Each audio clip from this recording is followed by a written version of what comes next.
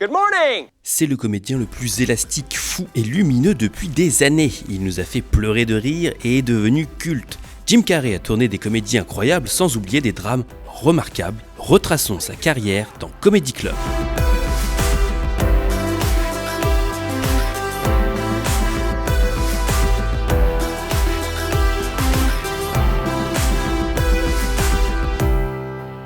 Étonnamment, Jim Carrey traverse les années 80 sans se faire repérer. De petits rôles dans des séries TV, au cinéma. Les seuls films un peu marquants, c'est Peggy Sue s'est mariée de Francis Ford Coppola ou L'inspecteur Harry est la dernière cible avec Clint Eastwood.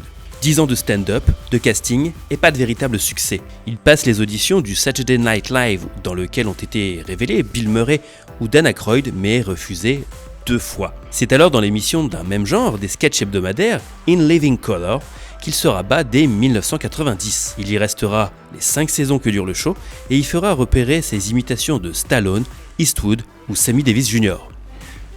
Le cinéma va alors s'intéresser à lui et le succès va être phénoménal dès ses 2 premiers films.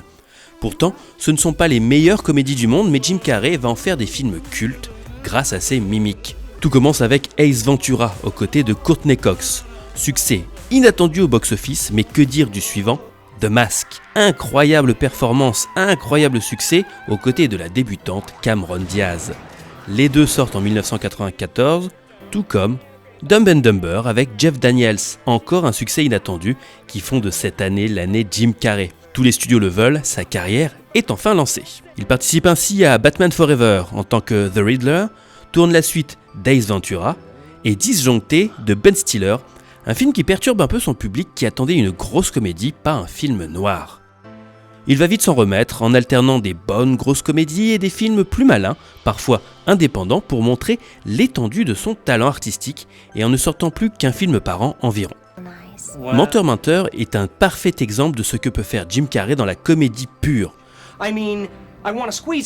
The Truman Show le montre dans le côté dramatique.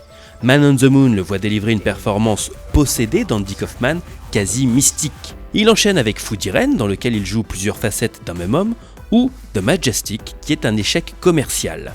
Carrey fait alors une petite pause de 2 ans pour revenir en très grande forme dans un de ses films les plus connus et efficaces, Proust puissant. L'acteur aime également se grimer, comme l'a prouvé The Grinch, Les désastreuses aventures des orphelins Baudelaire, ou Le drôle de Noël de Scrooge. Mais il sait aussi montrer sa facette la plus émouvante sans aucun rire, comme dans Eternal Sunshine of the Spotless Mind.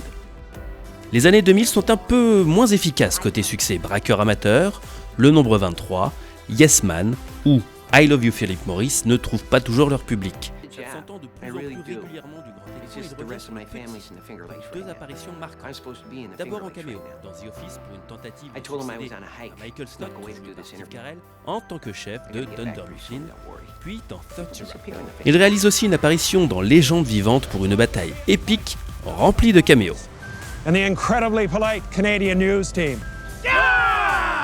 Aussi, le public lui réserve un bon accueil pour son retour en haut de l'affiche avec Mr. Popper et ses pingouins, ou dans la suite Dumb et Dumber 2. Car dans le même temps, Carrey a pris beaucoup de recul sur son métier et a même failli le quitter. Il s'est plongé dans la méditation, dans la peinture, pour tenter de calmer ses démons.